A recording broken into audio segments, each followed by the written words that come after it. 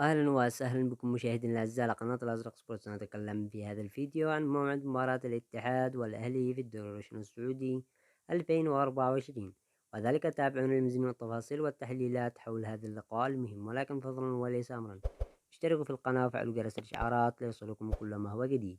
موعد مباراة الاتحاد والأهلي في الدوري الروشن السعودي 2024 هو يوم الخميس 31 أكتوبر 2024 على ملعب الجوهرة المشعة، وتنطلق صافرة بداية في تمام التاسعة مساء بتوقيت السعودية ومصر، والعاشرة بتوقيت الإمارات.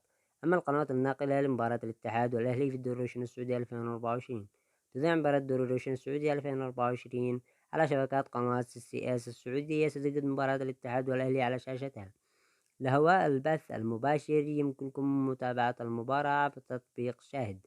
والسلام عليكم ورحمة الله وبركاته، وشاركونا توقعاتكم للمباراة في خانات التعليقات.